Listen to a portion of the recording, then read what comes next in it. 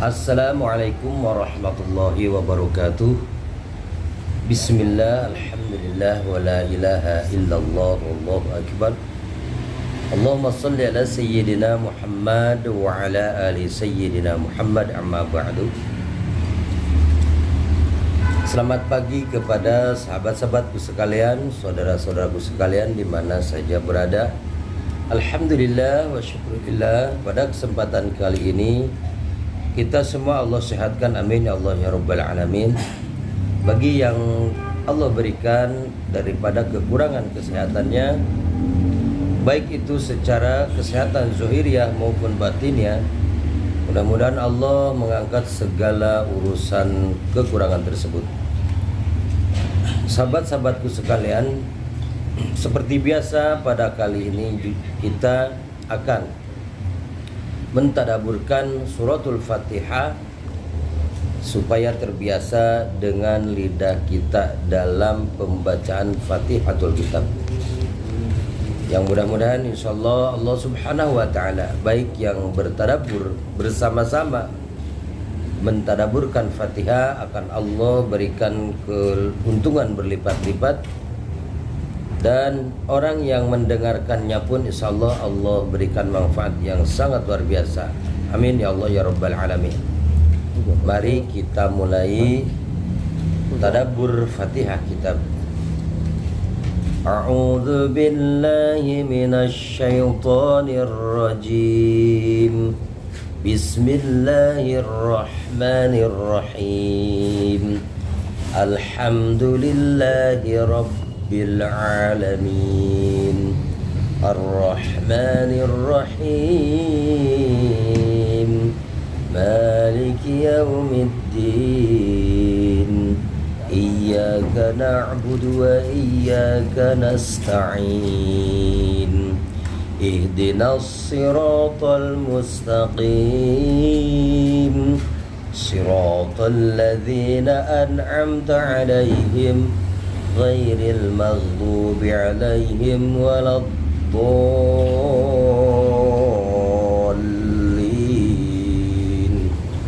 Rabbighfirli wa liwalidayya, amin.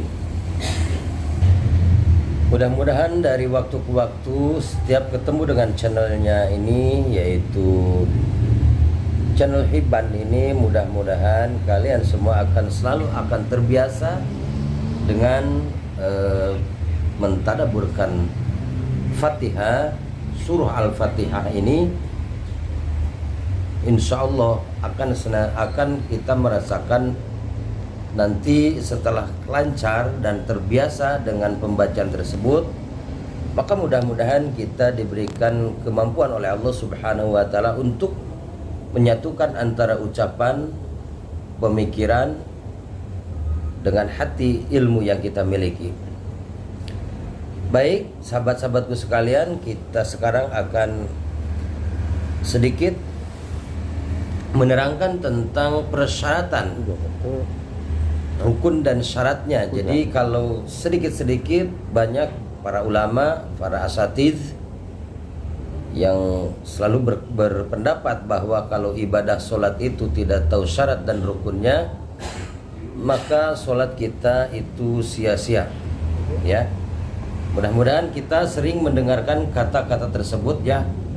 Maka oleh sebab itu insya Allah pada kesempatan kali ini akan sedikit membahas tentang persyaratan syarat-syarat solat dan rukun-rukun solat insyaallah. Dikarenakan pembacaan Fatihatul Kitab kita sudah berkali-kali membahasnya. Yang pertama, rukun dan syarat-syarat. Nah, berarti kita ambil satu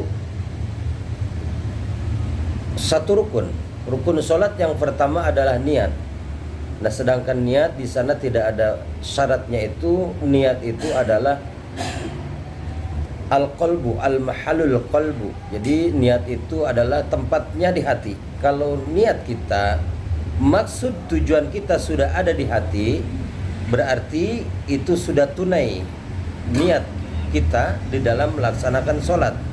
Dan melaksanakan apapun itu persyaratannya adalah harus ada di hati, bukan yang diucapkan, bukan yang yang dinantikan.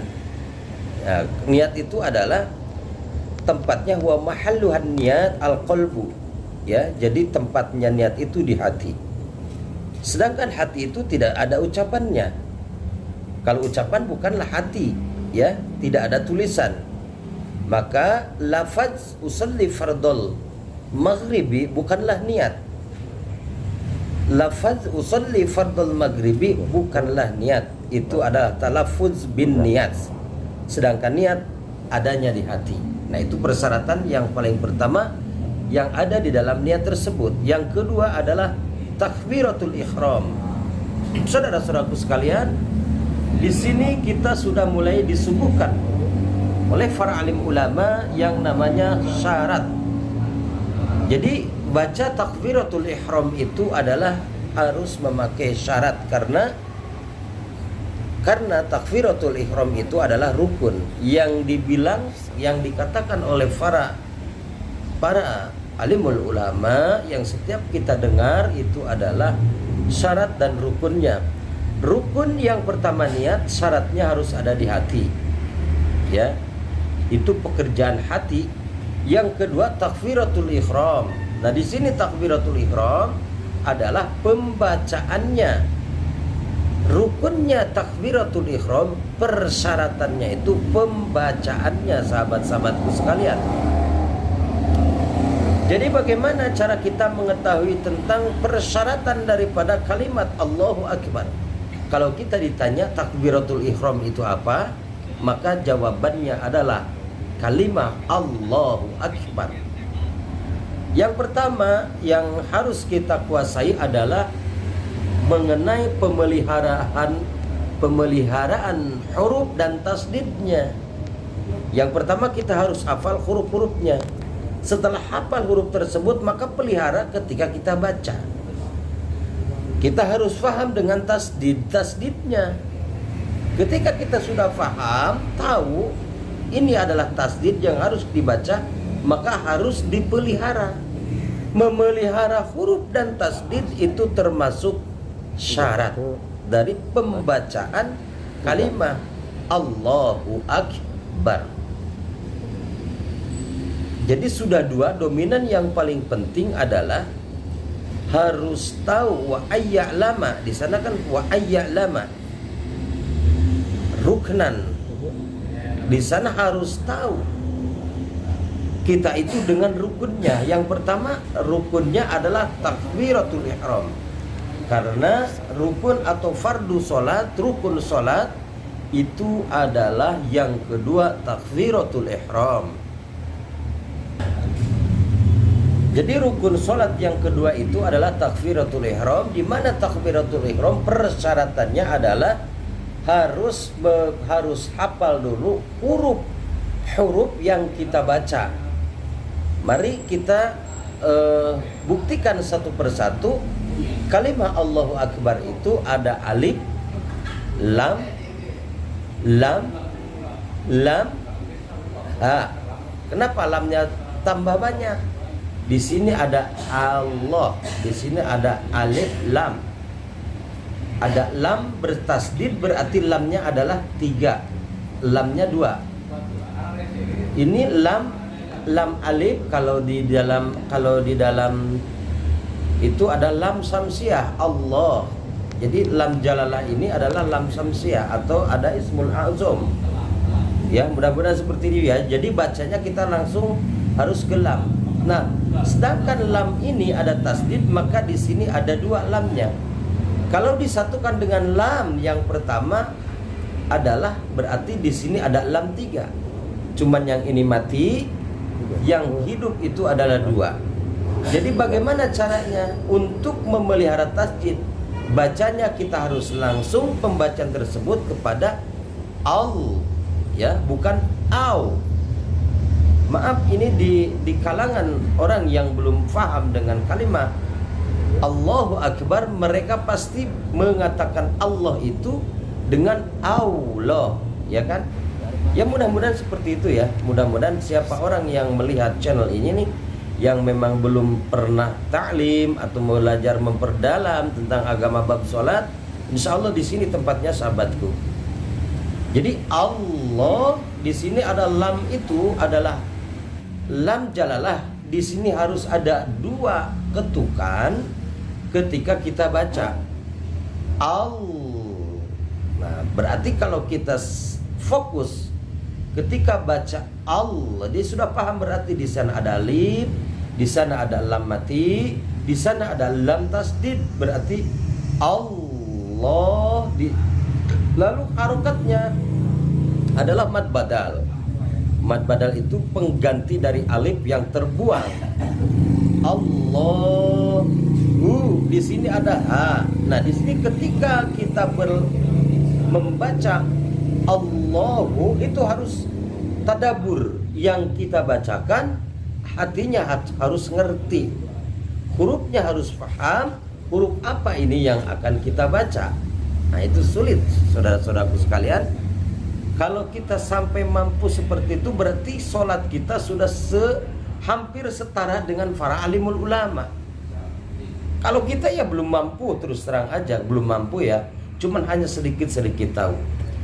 Kembali, Allahu Akbar. Nah, kalau kita baca lafaz Allahu Akbar, berarti hati ini sudah mampu memelihara huruf dengan sesuai pengetahuannya dan memelihara tasdid sesuai dengan pengetahuannya, dan jangan sampai tertukar, itu persyaratannya. Seperti tadi, kita jangan sampai heran ketika bertemu dengan sahabat kita yang membaca lafaz Allahu Akbar masih pakai waw. Itu jangan kaget, karena mereka tidak tahu, ya. Lalu bagaimana? Ya, setelah itu hak Allah, Bagaimana? Apakah sholat dia itu batal atau tidak? Kalau menurut pandangan ulama itu sudah menggantikan huruf, maka persyaratan daripada pembacaan Allahu Akbar itu adalah harus tahu hurufnya dulu. Ya, sahabat harus tahu hurufnya dulu. Allahu Akbar. Dari sana Hu Akbar, itu harus bisa membedakan. Nah, jangan ditukar ha dengan ha. Allahu Akbar, bukan Allahu Akbar. Kalau Allahu Akbar berarti ia adalah huruf halal. Kalau Allahu Akbar, dia tidak masuk ke ha, tidak masuk ke ha pun tidak masuk, berarti dia ada di tengah-tengah. Nah, itu sahabatku sekalian, maka ini konten, ini tempat kita bertadabur dengan persyaratan dan syarat-syarat rukun sholat atau syarat dan rukunnya di dalam melaksanakan sholat. Insyaallah, mudah-mudahan kalau kita hadir setiap waktu bisa tonton channel ini, mudah-mudahan banyak perkembangan tentang masalah yang terkait di dalam pelaksanaan sholat. Jadi di dalam takbiratul ihram ini adalah yang pertama, kita harus hafalkan dulu huruf-huruf tersebut. Yang kedua, harus fokus, yang kita baca jangan sampai tertukar. Yang ketiga, jangan mencacat atau mengurangi kalimah makharijul hurufnya, agar yang kita ucapkan mendapatkan pahala dari Allah Subhanahu wa ta'ala. Dan mudah-mudahan sholat kita sudah termasuk golongan orang-orang yang berpikir, bukan golongan orang yang awam atau sholatnya hanya ikut-ikutan belaka. Maka Rasulullah Shallallahu Alaihi Wasallam sudah mengantisipasi, mewanti-wanti kepada umatnya, andai kata kita melaksanakan ibadah sholat tanpa ilmu, kata Rasulullah Shallallahu Alaihi Wasallam, itu sia-sia. Bahkan Al-Quran, Allah Subhanahu Wa Taala berfirman, fawailul lil musallin. Sahabat-sahabatku sekalian, kalau kita sudah ditarik dengan masuk neraka, itu orang yang melaksanakan sholat masih tetap masuk neraka, a'udzubillahi min zalik. Mudah-mudahan dengan adanya konten ini kita akan terhindar daripada wailul lil musallin. Sahabatku sekalian, mungkin ini bisa dimengerti. Mudah-mudahan ada manfaatnya untuk kita semua untuk melaksanakan ibadah sholat. Memang itu perintah Allah, Kalaulah kita tidak turut kepada Allah, mau turut kepada siapa lagi? Mudah-mudahan inilah channel Iban channel yang bisa memberikan manfaat ataupun memberikan faedah kepada orang lain. Itu pun andai kata ini merasa ada manfaatnya, silahkan di like, di share, di komen, agar channel ini bertambah baik dan ada manfaat untuk kita semua. Kalaulah memang ini banyak kekurangannya, bimbing kami supaya bisa melaksanakan ibadah kepada Allah dan Rasul-Nya dengan sebaik-baiknya. Wabillahi taufiq wal hidayah. Wassalamualaikum warahmatullahi wabarakatuh.